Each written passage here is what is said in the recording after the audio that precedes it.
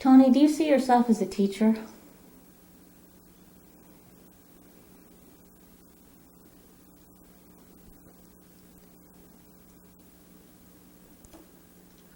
This is such a complicated question, because what I see is you and the trees and the shutters and this quilt over the fireplace. I hear the heart beating. Some faint hum, maybe it is this camera. I see Paula there looking into her viewer. There's the quiet breathing. Some faint sounds of traffic. So now you say, do you see yourself as a teacher? I have to think, what do I see myself as? So it's automatically sort of an artificial realm or something. Yes. I have to think, I have to reflect, produce imagery, which isn't there, and sitting, listening to your question, and being in this beautifully lit room, the soft rug and a comfortable sofa.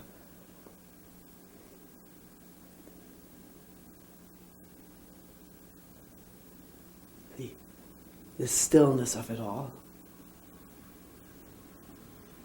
Sound of car passing by.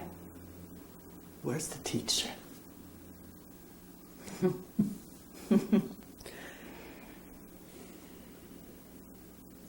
So does some thought ever come up like, I'm supposed to be doing something now, I'm supposed to be answering this person's question, or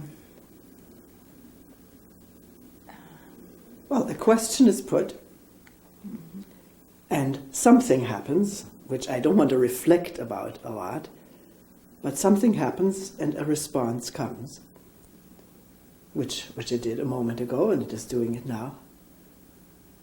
But why convolute this by thinking, what am I in answering this? Makes it very complicated and distracting to just being here. You see that? Yeah.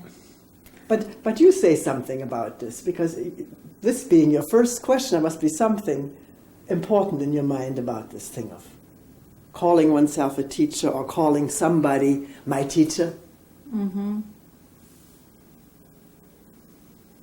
Well, it's something that you've dropped the word teacher, which you used to use, and you don't anymore. And I've argued about this with you a lot over many years, sort of insisting that it's some kind of denial not to call yourself a teacher if you're teaching, and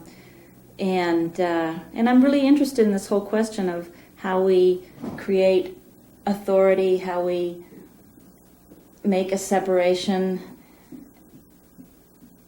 and it's and I see what you're saying, that as long as we're just being here listening, there's no difference. There's no you, there's no me, there's no separation, unless some thought comes up that, oh, are you sure there's no separation, or what am I lacking that this person can help me find? Yeah. Well, that this person can tell me to do, so I will become something other than what I am. But coming back to what you mentioned earlier, and memory coming up of occasions where it's definitely helpful to say, all right, I'm a teacher. Sometimes you're asked on a questionnaire, what do you do? In our bylaws, there is a resident teacher. I've never said, let's drop this, because we have to have bylaws. We have to have a description of what is going on so that it will be understood by the public at large, officials and so forth. So I'm going very easy there. I'm not denying to in a bureaucratic way that this is my function and the name for that function is a teacher. But in working and listening together and giving talks, if that image is there, I'm a teacher, then there's something awry, there's something fragmented. The mind is not fully openly here if it has to think or represent what I am, Mm-hmm. an idea. Mm-hmm. Then there's investment in this, and then there's fragmentation in the energy and in the whole expression. Mm-hmm. I think you understand that much better than it was in the beginning. Mm. Oh yeah, yeah. Because we haven't hassled over this in a long time. Yeah. Yeah.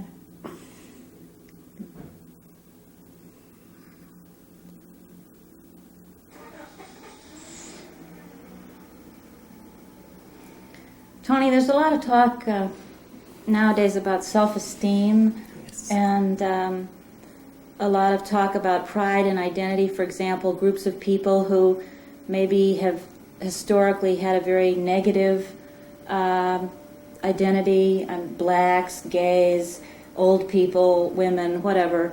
And it seems now that many of those groups are focusing on trying to have pride in their identity, pride in who they are, black pride, gay pride, whatever. Similarly with individuals who may have had a very oppressive upbringing and have a lot of self-hatred, which seems very prevalent in our culture, a lot of self-hatred. There's a lot of talk about countering that with self-esteem and affirmations, having a positive image of yourself. And when people hear you talking about how the self is just a construction of thought, and maybe they hear that as they should get rid of the self, it's as if the self were some precious thing that they were having to get rid of. The feeling is, people get very defensive about that, or there's a feeling that it's going to go back to how it was when things were negative and oppressive. Or I just wonder if we could talk about this whole, how you see this whole issue of getting rid of the self versus self-esteem and pride and identity, and what is this? Yeah, well, what is this self we're talking about? Yes. But see here, it depends whether in an unfolding dialogue is someone really interested in finding out what the self is, or is totally convinced for the time being at this moment that self-esteem is what is needed, either for my patients, my clients, my ethnic group, or myself. Now, if somebody is convinced that this is what is needed, who am I to say don't do this, or this is dangerous, or it may not be productive of true peace of mind, or I leave this alone. The dialogue unfolds and begins to sprout and grow if we question something together. What is self-esteem? What is the self? And we're both deeply interested in this. We're not already having some kind of investment in how we want to come out at the end, what we want to be, what we don't want to be, because that again fragments the inquiry in the presence of being here and wondering. well, wait a minute now. Don't I want to come out in a positive state in the end? Do you want to look at that want? Do you want to look at wanting to come out positive and really listen to all the sounds and hums and physical sensations and ideas interwoven at this whole tapestry of wanting to become something? Are you interested in looking at that? That's what I'm here for, to look with you and to be open to inquire myself from a starting point of not knowing. That's our start. We don't know what the self is. We don't know what self-esteem is. Right now, if you ask me what is self-esteem, I would draw a blank. And you'd have to tell me more what you mean. And we would notice that in looking and reflecting and listening, we have to bring up some picture or some idea of what I am, some idea connected with memory of what other people have called me, what other people think of me. my reaction to that, my hurts, past hurts, recent hurts. Now, I don't want to hurt that way. I want to feel good about myself. And the idea that if I were like this, if other people thought of me like that, then I would feel better. We can look at this whole panorama of pictures and ideas woven into this physical organism with its emotions and sensations. And look at it spaciously. Not it shouldn't be like this, it should be like that, but with enormous room for everything to appear and be seen. So, do I need self-esteem? I don't know, I don't want to ask this question into a vacuum. Do you need self-esteem? No. Why not?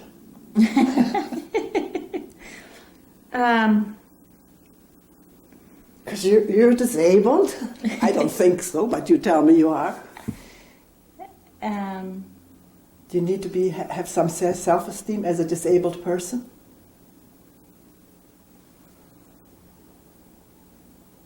Or is already being a disabled person something abstract, a concept? Let's look at it. I'm not saying it is so. I don't want to blast this at you or stamp you this way. Mm-hmm. It's a very complex thing, this thing of self-esteem. And to look at it needs a tremendous passion for looking and interest and patience. To let this thing unfold, what all the rivulets that feed into this stream of self and self-esteem. And the opposite, the negative viewing of oneself as others see one. Mm-hmm. And we can look at all of that, alone, together, three of us, a whole group. Well, in other words, there may be very, like deep messages that come at you from, as a disabled person, since you brought that up. And it is a concept, I mean, it is a label, but just if you have a disability or in some way you're physically not what's considered normal, you get certain things thrown at you, which then are very deeply internalized. I mean, this would be true of many other groups, of course. Thrown at you meaning people, the way they talk or look at you, or how you feel they think about you. Yeah, that maybe they think you're not capable of doing something, or there's kind of a sense of being childlike is associated with disability, I think, which... I mean, I don't want to get into too much of the specifics of disability. No, but the specifics belong into the general picture. Being seen as childlike and then being treated as childlike and then hurt, humiliated feelings. Feeling humiliated and feeling like I'm being seen inaccurately. Yes. And then feeling like I'm behaving the way I'm being seen, and it becomes this vicious circle, and then the upshot, I've got to either change these people's view of me, which one finds out is very difficult to change other people's view of one. We try to do this all the time.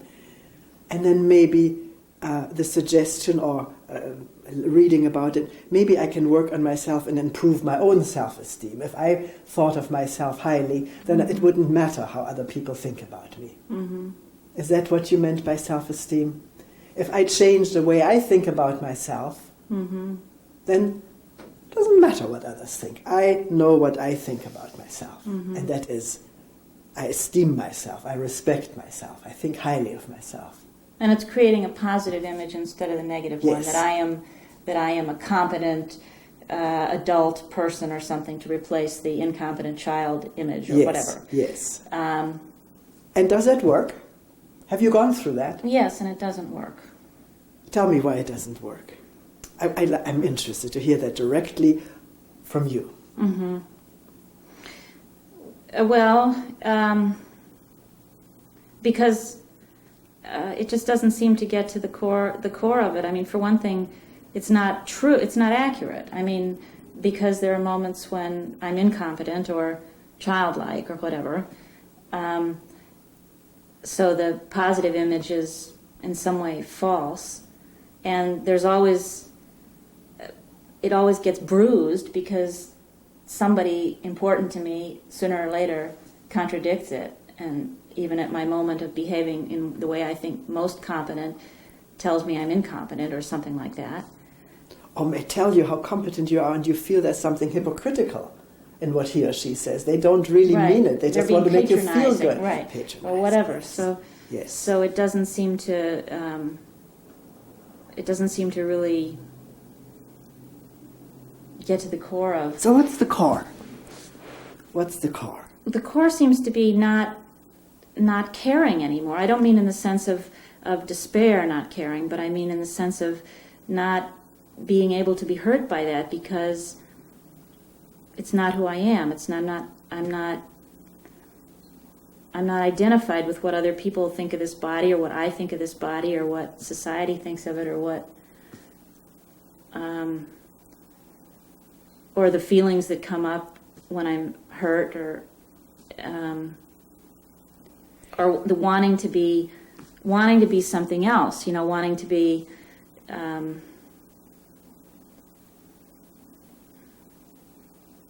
wanting everything to be resolved, wanting to be perfect, wanting to be fixed.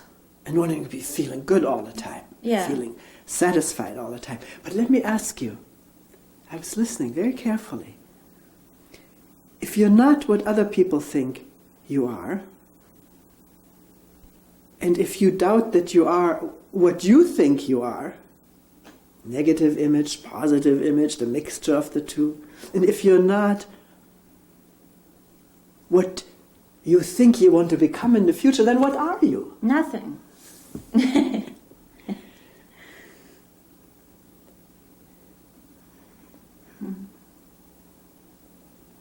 What do you mean by that? Just open space, just listening, just everything that's here. And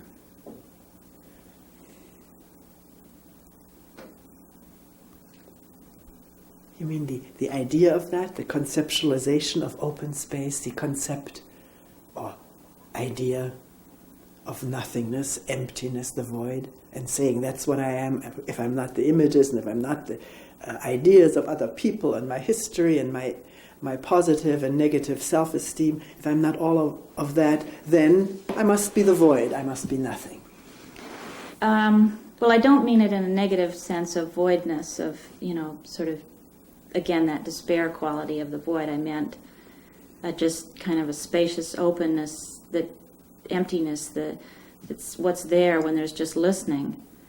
No, I don't mean the concept of it. I mean just being that, just listening. Though it can become a concept, really.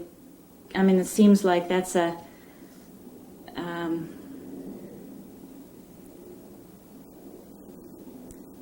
that thought, there is that open listening and that spaciousness, and then the thought comes up.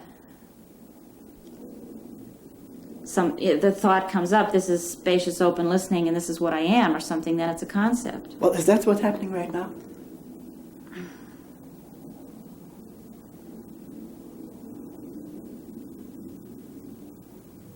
No, there's just listening.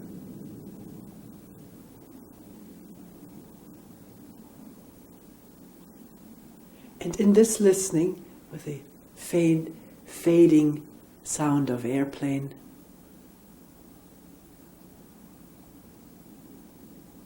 and the hum of traffic and the heartbeat,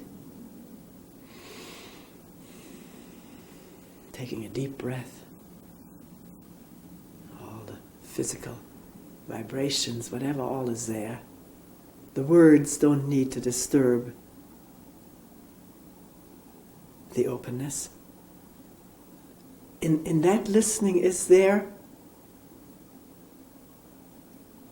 a thought about myself?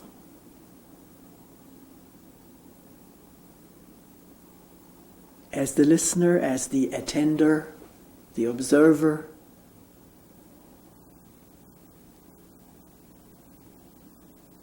the teacher, the disabled person.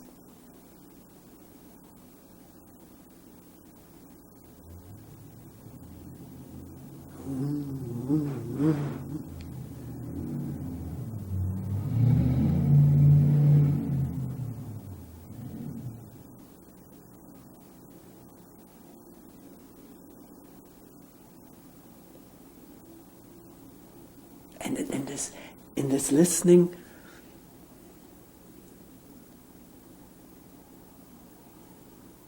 is there high and low? Is there self-esteem? Or is that irrelevant? Is there even a separation between Paula, who's taking this video, you asking questions, here, myself listening, talking, traffic humming?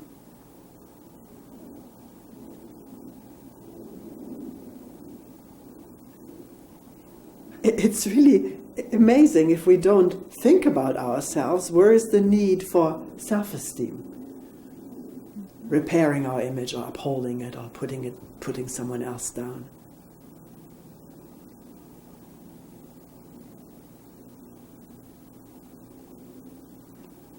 Because you could say, yes, all right, here, right now, we're all listening, we're all of one mind and investigating and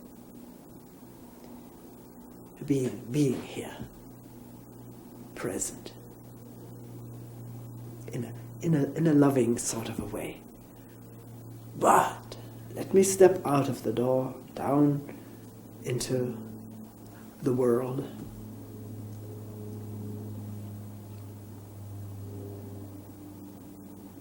Somebody calling me a name or treating me very unfairly at the ticket counter, trying to take an airplane back, and somebody's really treating me unfairly or talking to me in a very curt way, impolite.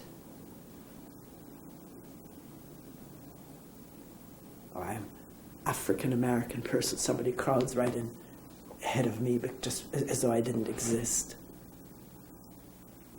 Then where is this open listening with no need for self-esteem? That's a good question, isn't it? Mm-hmm. Or does immediately in this conditioned environment of wanting to be treated in a certain way, wanting to be considered, wanting to get there first, all of our deeply ingrained individual and collective selfishness. And I'm not saying it judgmentally, it's there. If we look, it's there almost all the time. Wanting to be first, wanting to be treated, wanting to get the best, the most. Be happy.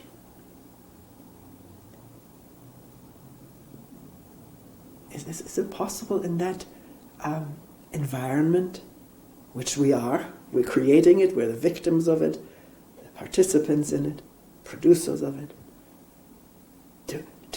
for a moment, there being this openness and seeing the whole crazy show, and no need to get hurt, no need to endlessly talk about what he did to me and what she could have done for me and didn't do for me.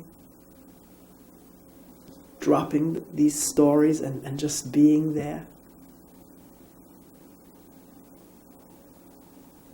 With all the hecticness and craziness that we're manifesting most of the time.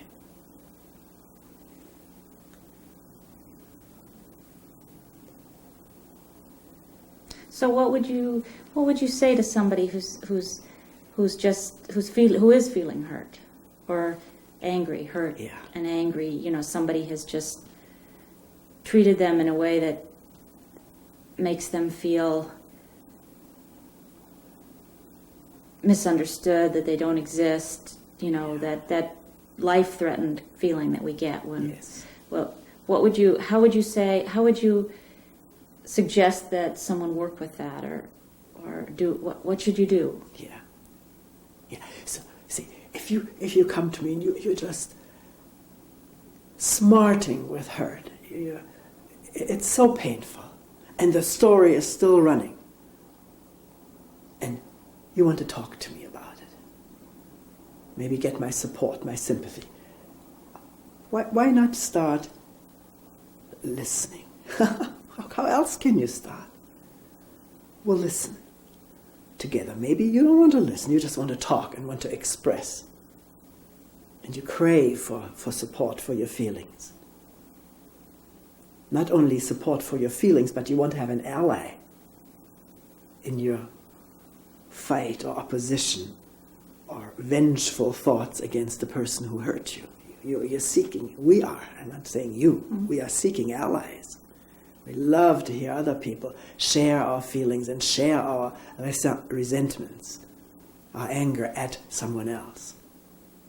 So can I listen to all of that and remain here, not get drawn into supporting the anger or rejecting the anger or becoming an ally in the anger or vengefulness against someone else?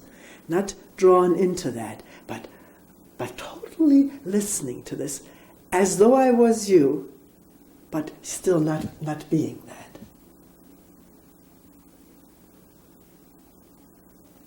I think that's the first step. Now, if you want more than just being listened to and you realize support is not what you want to find out, why do I get hurt time and time and time again? Always the same thing happening over and over. I remember as a child,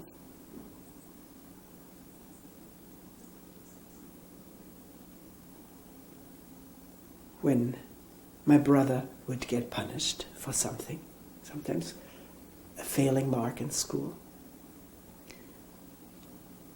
I thought this is going to happen again and again and again.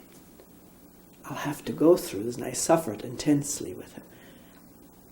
I knew I was going to go through this again and again and again. That's all I knew. There was no thought, is there a way out of this or so? That wasn't there. Just realizing painfully the repetitiveness of it. The continuity, that's what I mean, the continuity of it. So maybe you and I, at this point, don't want to just get support for our feelings, although I don't deny it, to listen, to be there with someone. But maybe we want to find out, does this have to go on and on and on?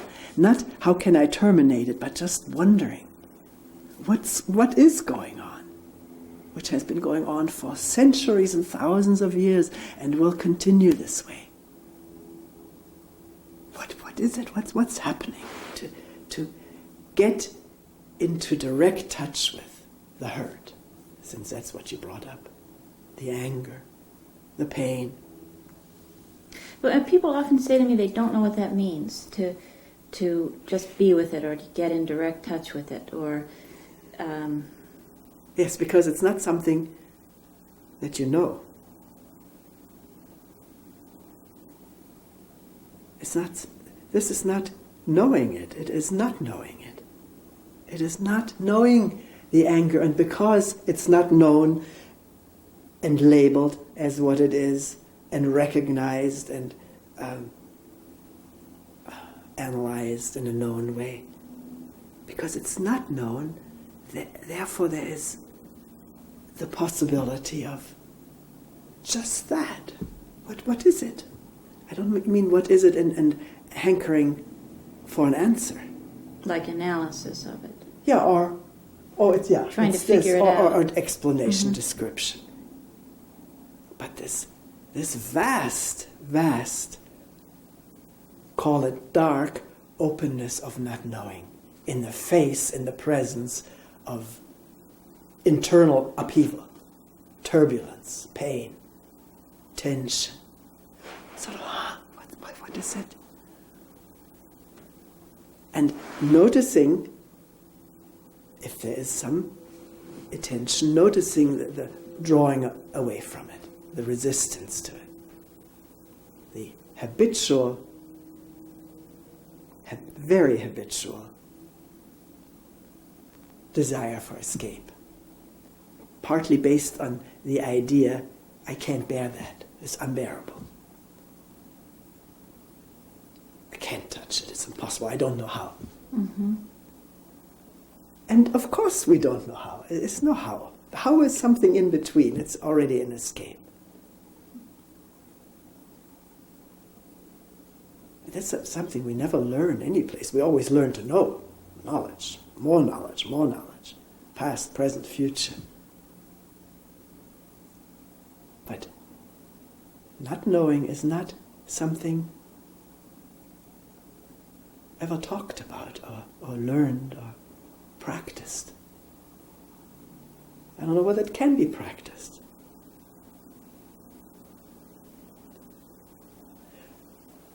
Of course, somebody would say, look, I don't know what you're talking about. Goodbye. Well, but it usually doesn't work this way. If you're really there in this vast not knowing which is embracing and open, maybe that will communicate itself. Maybe.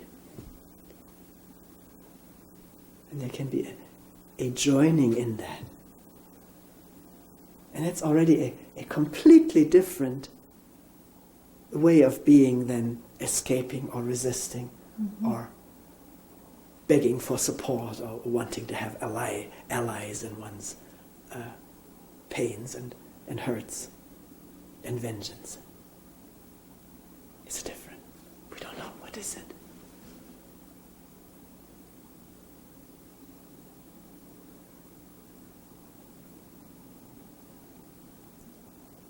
The birds here.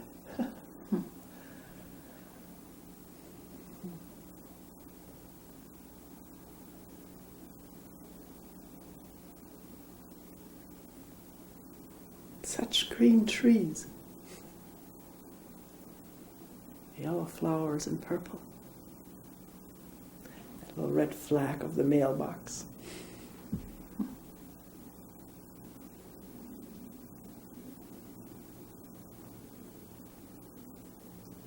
Seems like we're almost afraid to just be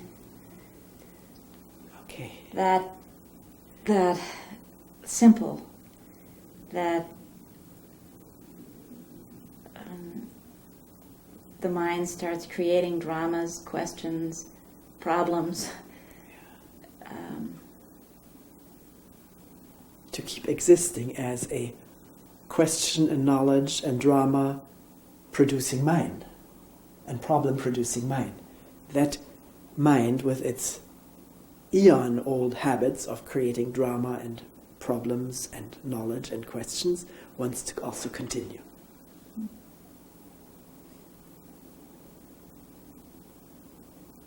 And the fear you talk about, almost there's a fear of touching something that is not of that mind, but a quieting of it, without knowing what's going to happen next. Woof. So what's the fear?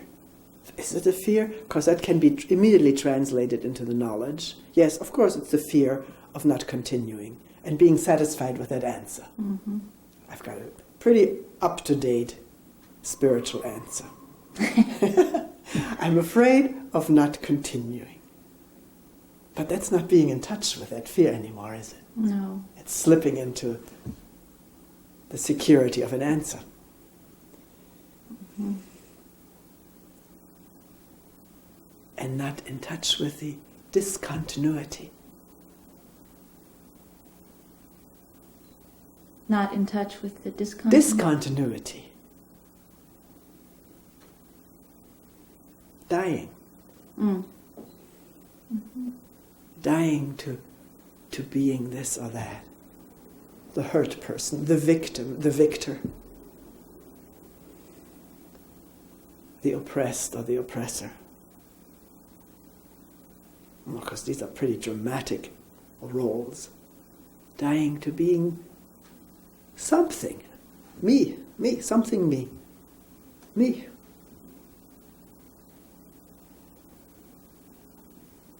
Which is nothing fearful or painful about that, but thought makes it so.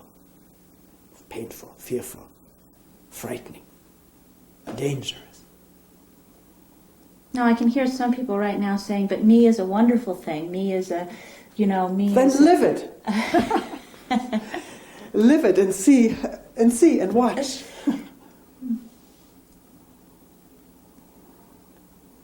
Yeah, we can always oppose what someone says and say, well, the opposite is true of what you say. But living as me, it brings what? All the stuff that you started out with. People don't see me the way I want to be seen.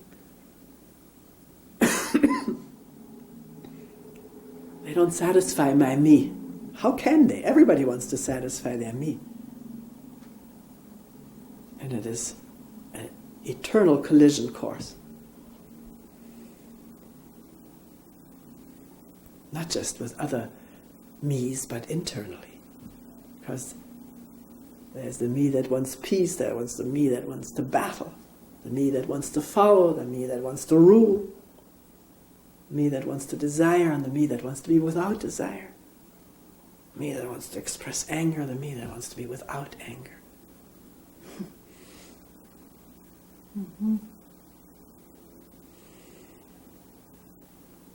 And so, can we listen to this whole battlefield if it's there, like this roaring traffic?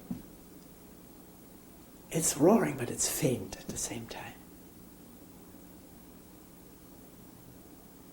Because the listening is strong.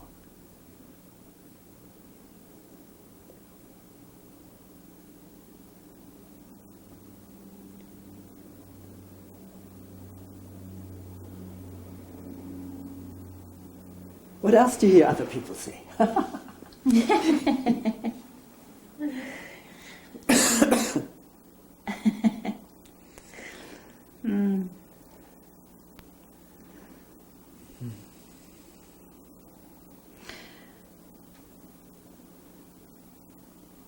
Well, one of my favorite topics, of course, is addiction. All right, let's have a drink.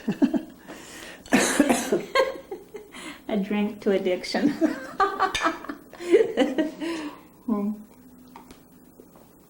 So, and by addiction, I don't necessarily just mean addiction to substances like alcohol or whatever, although it could be that, but I also mean addiction to habitual patterns of thought or habitual patterns of behavior, in which case we're all addicts to something. We're all Yes, of course. stuck in these patterns that as we become more conscious, we see the pattern.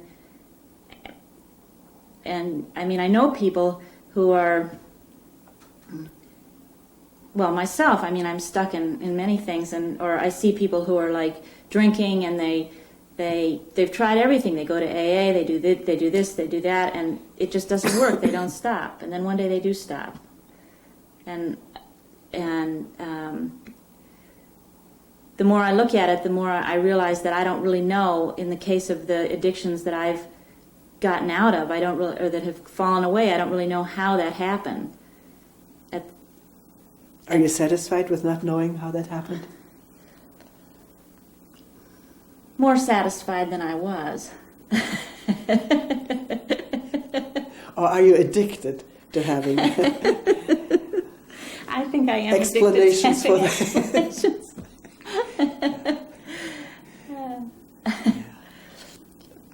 And what does an explanation do for us? It's amazing. It's something interesting to watch and to investigate. We talked about a little bit earlier. It relieves us of the seeming chore of looking directly, being present, to a smoother, lubricated level of having words for it, explaining it, which gives pseudo-security. But I don't want to interrupt your other train of... What are you asking about addiction? Well, I guess the big question is how to get rid of it. How does change happen? How do we get out of those stuck grooves? How does change happen? I'm sort of simultaneously, so I don't lose the question. Mm-hmm. How does change happen? How do we get out of addiction? How can we get rid of it? Do you hear the sound of the question? Yeah, it's like how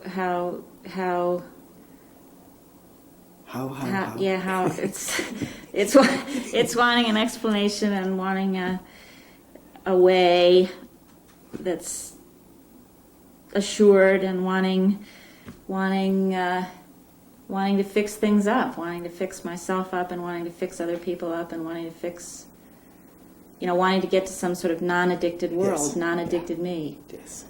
That ideal looms over it all, the non-addicted me. And in all of this confusion of wanting to get rid of what's there and wanting to become the ideal, which is not there but imagined, and imagined to be satisfactory, where in all of this is the being in touch with what's happening? What is it that we call addictive thought? You mentioned it. Let's not just talk about drinking and drugs. Let's also include addiction to thinking in certain ways. To thinking. And I'm not condemning thinking. Thinking has a very, very vital function in our life. But the repetitiveness of patterns, of opinions. Or always thinking about the future, or always thinking about yes. the past, whatever it is. Yeah. Always planning, Yes. or always...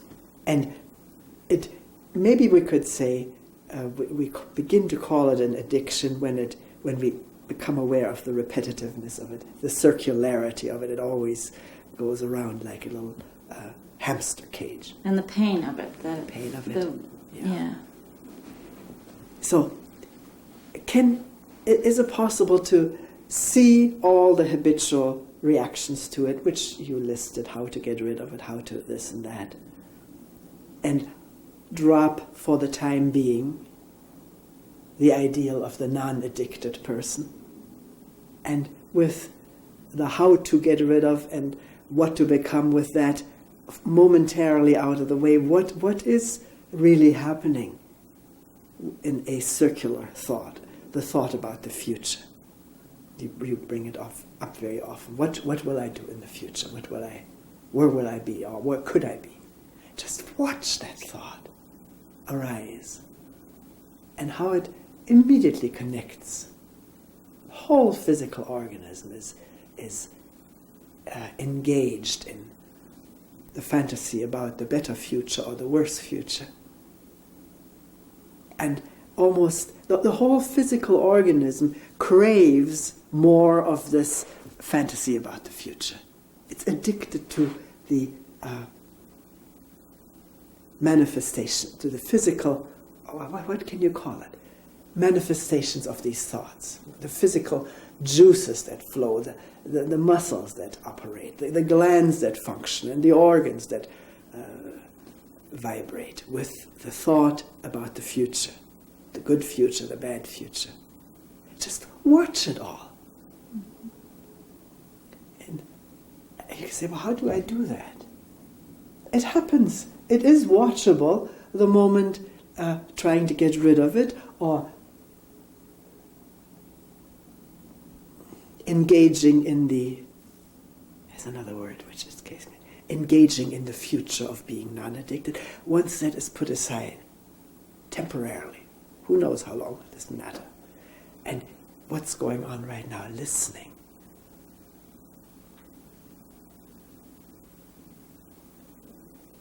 To a fantasy unfolding about the future. And the body responding and wanting to feel the way it feels when I think about the future. Mm-hmm. And a lot will reveal itself, because then I don't have to feel the way I feel right now, discontented, lacking. These are all physical feelings, sensations. Mm-hmm. I don't want to feel lacking and the discontent, the physicality of discontent. But the body knows, nobody is arranging this, the body knows from the past, body-mind is one whole, that dreaming about the future brings about a more pleasant physical state. I'm not saying there's something wrong with it. I'm not saying there's something right with it. What is it? Feel it out. Be aware of it. Then you don't have to explain it or analyze, because it's there. But with the awareness of it, something is different than if there's no awareness. That's an amazing discovery, which no one can make for another.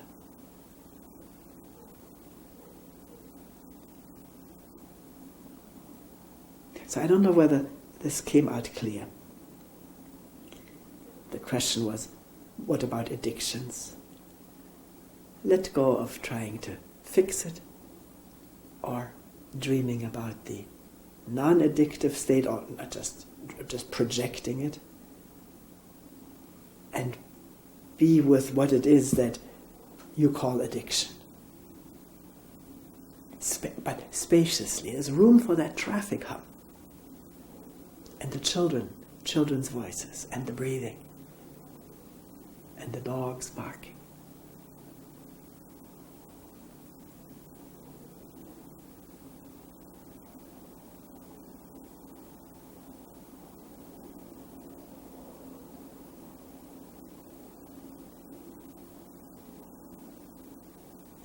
So would you say to come back to the sensations in the body and the sounds that are there, and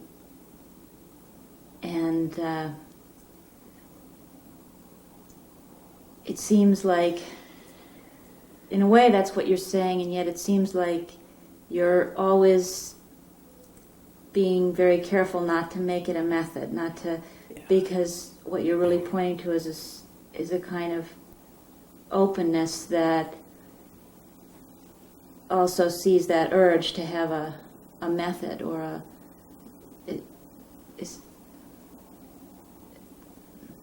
which when you started in, you were saying, are you saying, let's come back to the breathing and the sounds?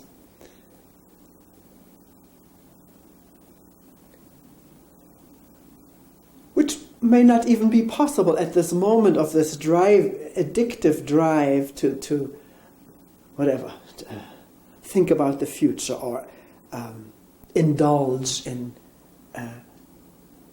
angry expression or lustful expression. By indulging, I mean just going on with it. Don't interrupt me. At this moment, there may not be any what shall I say? You don't want to be attentive. Mm-hmm. You don't want to stop and come back to what? Traffic sounds? Mm-hmm. All systems are go for the anger or the lustful fantasies or engagement. I'll be attentive later on when I go back to my sitting posture.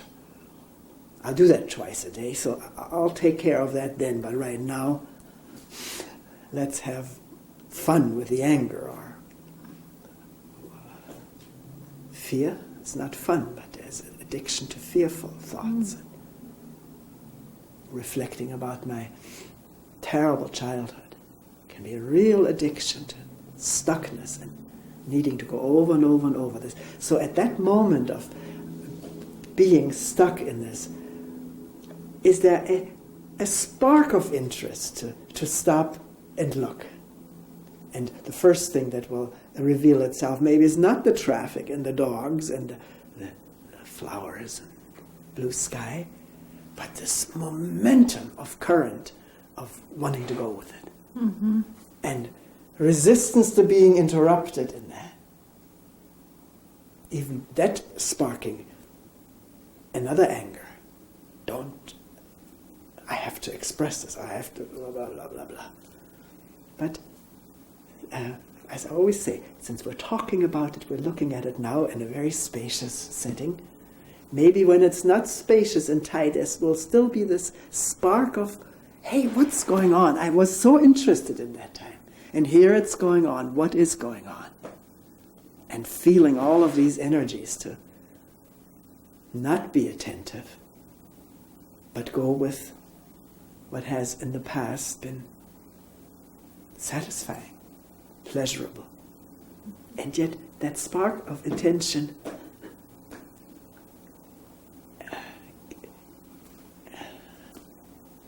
can burst into being here, not just going, flowing away, carried away with a habit. And this being here, please don't misunderstand, doesn't mean fighting the habit, resisting it. It's shedding light. This is what's going on. What is it? Sort of kindly, gently.